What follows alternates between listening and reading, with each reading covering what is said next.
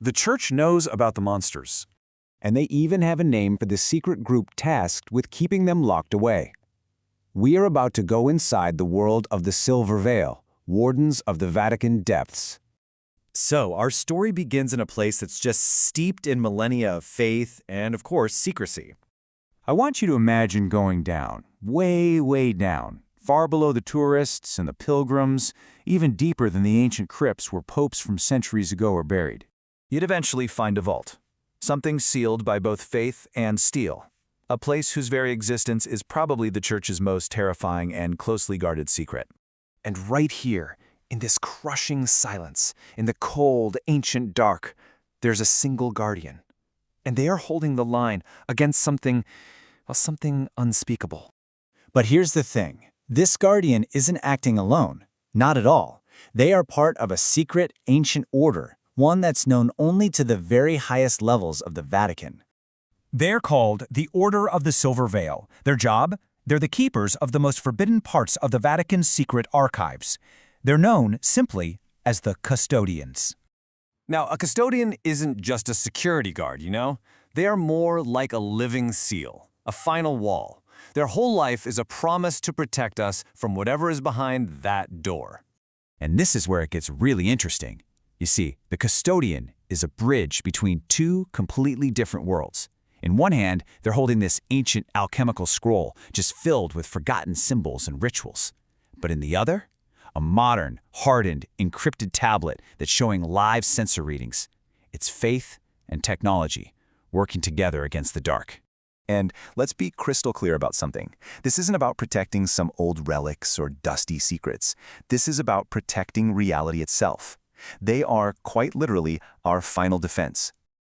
And then, all of a sudden, a sound.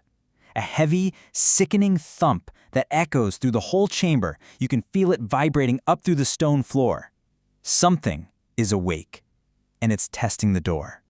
Miles above, the Pope himself feels that tremor. He makes the sign of the cross, trusting the world to God. But down here, in the dark, the custodian doesn't pray. He just clicks the safety off his rifle. So at this point, you've got to be wondering, right? What in the world is behind that door? What is this ancient horror that the Vatican is so afraid of? And what if I told you none of it is real? What if this entire story we just went through was actually built from a simple little sketch? Okay, let's pull back the curtain. For the last 2 minutes, you've been living inside a story. Now we're going to pop the hood and take a look at the engine that made it work. We are going to deconstruct the anatomy of a perfect thriller. It all started with what's called the hook. That very first line, "The church knows about the monsters," is designed to do just one thing: grab you immediately. It's such a wild statement that it creates this information vacuum in your brain. You just have to know what comes next.